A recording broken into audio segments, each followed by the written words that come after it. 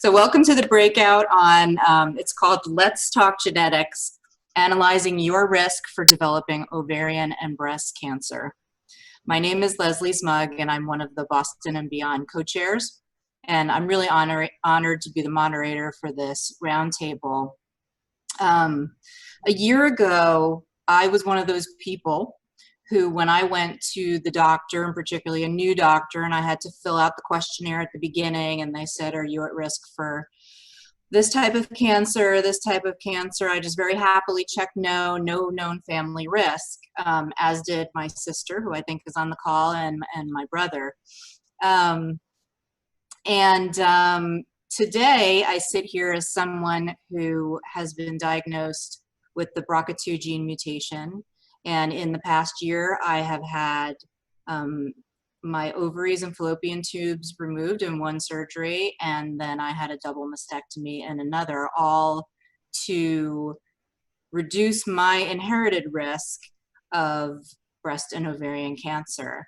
And so for me, this is very important to have this conversation. It came very much as a surprise to me that I had this. I found out through doing a 23andMe ancestry report. And when you check the box on that, you can just find out about where your ancestors came from. And then also you can ask for medical information. And so I just checked the box. And looking through the report, and my sister happened to be with me at the time, and was just looking through it, and it said BRCA2 gene mutation. And I thought, this has to be a mistake. Well, come to find out, it wasn't a mistake. And then my sister got tested. She was positive. And panic spread around my mother's side of the family until my mother got tested and she was negative. And so to us, we were confounded. My father had passed away over 25 years ago, and he did not have cancer. At least we didn't think that he did. And we didn't really understand anybody in his family to have had breast or ovarian cancer. That said, a lot of time has passed, and we really lost touch with my father's side of the family. So I then moved to Boston, fortunately, and I came to the Tina's Wish event last year, which was in person, and they were talking about these types of risks. And so I got connected with the Dana-Farber Cancer Center, and it really helped me figure out, first of all, is this true? How did I get this? And then what can I do about it? And, you know, I sit here as a very happy person being able to have addressed this, to have found out early that I had a high risk of getting cancer, and to have done something about it. And so, you know, my journey began with coming to Tina's Wish, hearing about the Dana-Farber Cancer Center, and meeting a lot of the people who are speaking here today. And I connected with Lindsay Kipnis, who is here with me on this panel. And she's a genetic counselor from Dana-Farber Cancer Institute. And not only is she a genetic counselor, but she was my genetic counselor. And so I started my journey with her. And thank you, Lindsay, for joining us. And so we're really excited to give you some information and hopefully answer some of your questions during the short time that we have together. Before we start, just a couple of housekeeping things. Feel free to type your questions into the Q&A box. It should be to the right, but it's a little chat box. We're on Zoom. And also remember, it is not too late to donate. Think of all the women in your life and all the women in the world who could benefit from this amazing research. An early detection test for ovarian cancer has the potential to save more than 150,000 lives per year. So you can do that by going to tinaswish.org/donate if you can. And if you can, thank you in advance for your generosity. And as you've heard, thanks to the generosity of 4 anonymous donors, we have a matching challenge grant of $5,000. So our donors will match dollar for dollar up to $5,000. So that is a great thing. We're really excited about it. So let's, we'll start with some questions that we've thought about between us, and then we will go to the group's questions and try and answer those as well. So let's just start with the basics. How does one identify a genetic counselor, Lindsay? I was fortunate enough to be in a big city. I came to Boston, and Dana-Farber happens to be here, so it was really fortunate for me. My sister was in the San Francisco Bay Area. But what if you're in the middle of the country? What does somebody do? Absolutely. So there are two sort of options that are available. One is we are actually still a relatively small profession. So there is the National Society of Genetic Counselors, or NSGC, and nsgc.org actually has a Find a Genetic Counselor button. So regardless of where you are located in the US, you can type in how far you're willing to travel, where you actually are located, and what type of specialty you're looking for. So obviously I do oncology and cancer, but there are genetic counselors who work in pediatrics and prenatal, and so it spans the spectrum. And so that's a great resource. There are, as you sort of pointed out, there are a lot more genetic counselors that tend to be on the coast of the country. So there are a lot more genetic counselors who are now doing telemedicine visits, sort of a similar setup to this meeting right now, where they could still talk with you and go through everything, but over the phone, to minimize the amount of travel that people would have to go. So, you know, for me, I took the 23andMe test and was sort of prompted to do something. What if somebody didn't take a test like that? So when should somebody think about going to a genetic counselor, and then what role can a genetic counselor play in assessing someone's risk? Absolutely. So general rule of thumb is anyone who has more cancer than one might expect to see in their family. And that typically goes in a rule of 3. So any person who has 3 relatives who've been diagnosed with breast cancer, regardless of age, should probably think about doing it. There are also rare types of cancer. So all women who have ovarian cancer or who have a family history of someone with ovarian cancer should consider doing genetic testing. Same with pancreatic cancer. And generally, these are all adult onset conditions that we're looking for. So we do not do testing for children, generally around the age at the youngest of 25. We recommend that people could consider doing genetic testing based on their personal and family history. And then really when you meet with a genetic counselor, what we do is we take a full family history. So we're going to ask questions about your parents and your grandparents and siblings and cousins, and really see, is there any pattern to the cancers that are forming in the family? So looking for multiple generations being affected with cancers that can go together. So we know breast and ovarian cancer can be tied together and are often due to mutations in BRCA1 and 2. And then once we go through all of that information with the person, then we talk about genetic testing. So if, like, you had already come in with your genetic testing done, but a lot of times people can come in to meet with a genetic counselor up front. And so we then will go through the different testing options and then move forward with genetic testing from there. So, you know, take someone like me who didn't really have a known family history. Had I not taken the test, I really wouldn't have known about it. Now I know that I do also fall into a demographic group that is at high risk, and that is an Eastern European Jew or Ashkenazi Jewish. So can you talk about sort of the risk inherent within that demographic group, and then if there are other demographic groups that people should be aware of that are high at risk? Absolutely. So we know that in the general population, BRCA1 and 2 mutations are actually not that common. They affect about 1 in 400 individuals. And we, in the Ashkenazi Jewish population, we do know that frequency can be as high as 1 in 40. So significantly at a higher likelihood to have a mutation just based on ethnicity alone.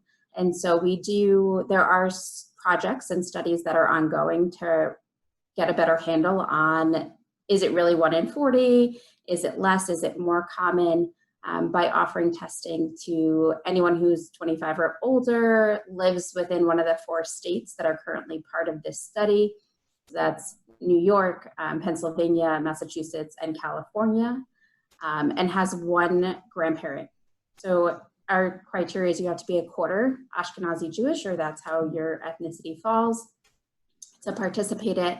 And it's the before study BFOR. And the hope is that if we can show that it's truly 1 in 40 or close to it, that we can then offer testing to everyone across the country in this same platform, just based on ethnicity. And then as far as the other part, in terms of other ethnicities, we do know that there are sort of other founder mutations. So founder mutations are just mutations that are more common in certain populations. And so there's a Portuguese founder mutation, there's an Icelandic founder mutation. Those don't have the same frequency, so they're not as high or as common as the Ashkenazi Jewish founder mutations. So we're not at the point where we would recommend testing just based on ethnicity, but there are absolutely other ones, and it's a continuing and growing area of research for us. So surprisingly, in my family, we have I have 3 siblings, so there are 4 of us, including me, 2 boys, 2 girls. The 2 girls tested positive and 1 of the boys. So if you look at that statistically, I think that that's pretty interesting. And one thing that's become evident too is that a lot of men think that they are not, that they're immune from this mutation. Can you talk a little bit about that? Can men be carriers? How does this affect males versus females? Absolutely. So men 100% can be carriers. I think it's a very common misconception because it's breast and ovarian cancers are the ones that we primarily talk about. So people think that unless it's on their mom's side of the family, then it doesn't really mean anything for them. But these are not actually on our sex chromosomes. So they have nothing to do with X or Y or our actual gender. They are on the numbered pairs of chromosomes. So you are just as likely to inherit a BRCA mutation or any really genetic mutation from your father as you are from your mother. And what happens a lot of times is that it looks like it's skipping generations, or it looks like no one sort of in your family, that there's no cancer really to have, because men have much lower risks to develop cancer with BRCA 1 and 2 mutations than women do. But men do have an increased risk. They can develop breast cancer, they can develop prostate cancer, and both men and women have an increased risk for pancreatic cancer. So absolutely, men, it is just as important for them to undergo testing as it is for women, and men are just as likely to pass it on to their children. Do you find that doctors understand that? Or you know, sort of your general practitioner or even some specialists? Unfortunately, not as well as I would hope them to understand it. And I think that it is something as a genetics community we realize needs to be addressed and needs to be discussed. And so we do try and do primary care education and OB/GYN education to make sure that it's out there, that we can't just be focusing on the mom's side. We got to be looking at dad's side as well. But unfortunately, almost probably once a couple of weeks, I probably get someone who comes in and says, oh, well, I told my primary care that I had 4 paternal aunts that had breast cancer, and they said, I don't need to worry about it because it's on my dad's side. So not ideal. That person, thankfully, you know, they still make it into us and we still get to talk to them about it. But we do know that there's a lot better education that could be done on our part as genetics professionals to everyone else in the community. Well, you're such a small community. It's hard to really get around and talk to everybody that you need to. So we have a question coming in from the group. The question is, how reliable are the results of genetic testing, and can there be false positives? That's a great question. So we would like to think that they are completely reliable. And by and large, they are. So I am one of 20 genetic counselors that practice at Dana-Farber. We're one of the largest groups of oncology practices in the country. And so if you ask us, we see everything because we see over 1,000 patients a month. So really rare things are going to happen to us because of our patient volume. So have we had cases of false positives? Yes. Are they 1 in maybe 100,000? Probably. Mm-hmm. It is very uncommon. We don't generally recommend repeat testing either way. So if you test negative, we don't necessarily say, oh, well, we don't trust that, you have to redo this.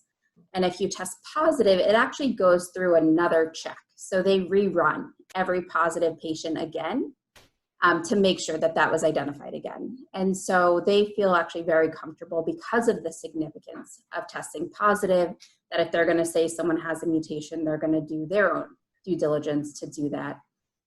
And I realized that I said that not every lab does that. So 23andMe isn't necessarily going to have the same scrutiny that one of the labs that we would use to do genetic testing would have. So sometimes if people are coming in from 23andMe or from an outside lab that we're maybe not as familiar with, we have done confirmatory testing just to make sure that there wasn't something that got mixed in the way. We do know also it's really unlikely, but sample switches can happen. Mm-hmm. These, again, incredibly uncommon. We don't generally worry about them, but I would be remiss if I said that it's impossible for them to happen. So another question coming in is, what percentage of ovarian cancer patients have a genetic mutation? So it's estimated to be about 15 to 20% of women who have ovarian cancer will have a genetic mutation, which may not seem that high, but it's only 5 to 10% of all women with breast cancer who will actually have a hereditary mutation. So it's, almost twice as many women who have ovarian cancer will be identified to have a hereditary cause, and that's why the guidelines were changed to say that all women, regardless of age of diagnosis, regardless of family history, if you have ovarian cancer, you should be referred in for genetic testing. And thankfully, most insurance companies are also on board with that statement. So most of the time, this is a completely covered test for those individuals as well. So one thing that we probably should touch on is, I guess the process that I went through too. So I am at a particular age where it was an easy decision for me to make to do what I did. Not the easiest decision in the world, but relatively easy. How do you go about counseling someone who's at an earlier stage of life in their childbearing years, for example? I can appreciate that that's a lot more of a challenge to figure out what are your options. 100%. I think it is a very different conversation with someone who has their family already and is done childbearing versus someone who has maybe yet to start childbearing, but is something that they want. And I find it very interesting that we're probably the only set of guidelines that in it gives an age range. So for someone who has a BRCA1 or 2 mutation, we generally recommend they remove their ovaries sometime between the ages of 35 and 45, depending on the mutation. But there's a caveat there, and it says, or upon completion of childbearing. We try to be as cognizant of that fact as we can and work with women to figure out what the timeline is that's best for them. We're also, which doesn't make it a simple process, but we are doing a study that's looking at removing the fallopian tubes, mm-hmm. and then going back in a few years later up to 5 and removing the ovaries. So at least from a immediately being sent into menopause perspective, we are trying to mitigate that as well. For women who, based on their family history, this is a option that's available to them. If there's a lot of young women with ovarian cancer, we may be a little less inclined to do that, but we take all of that into effect when we're having these conversations with women. So we have one more question. What's the significance in recommending testing to young adults no younger than 25 with a parent who's known to have the BRCA mutation? Are there any implications with insurance to being diagnosed? So as far as the first part goes in the 25, so 25 became the age where we recommend it because that's the age we change at women's medical management. So women who test positive at 20 for a BRCA mutation at 25 actually start undergoing breast MRIs, and they do them every year at that point. So it feels very arbitrary that 25 was this imaginary cutoff, but there is actually a rationale to it.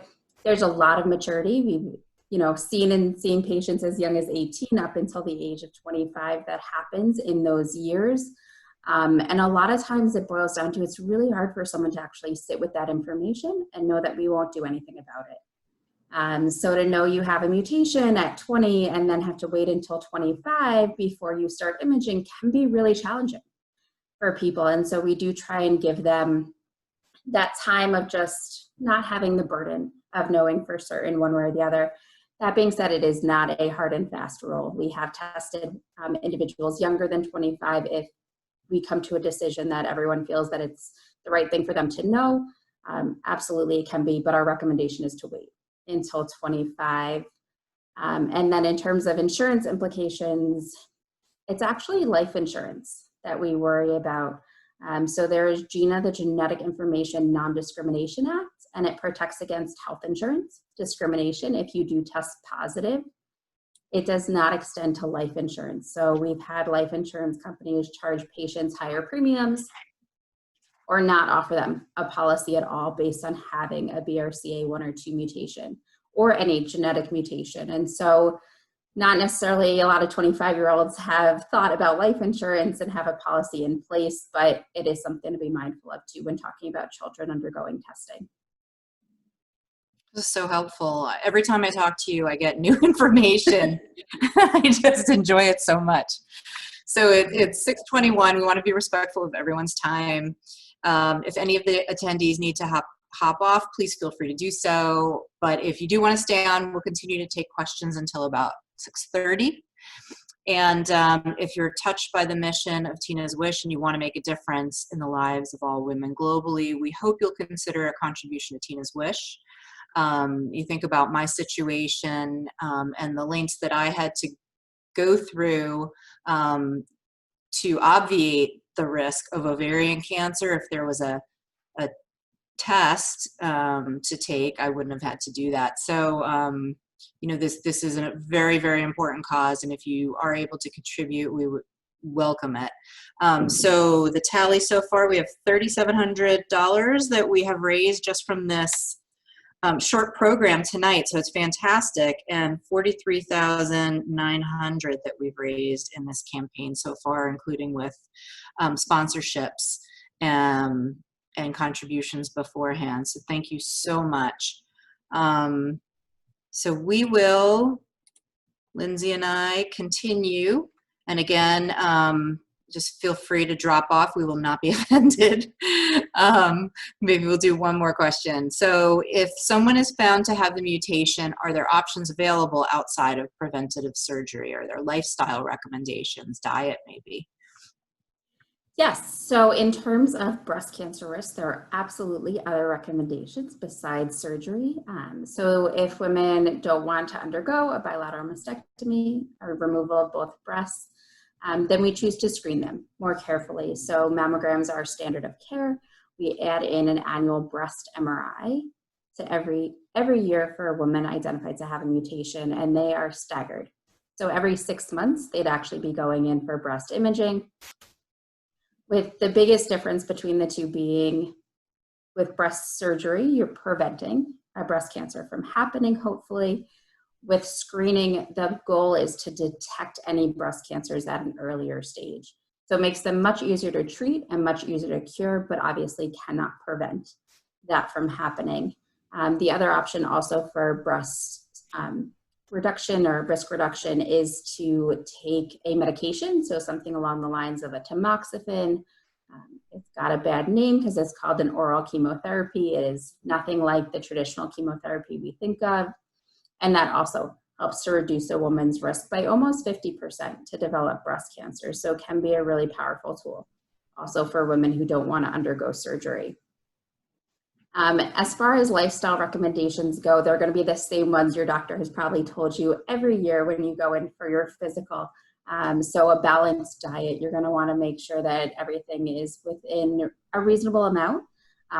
Excess alcohol drinking, we know, can be a risk factor for breast cancer.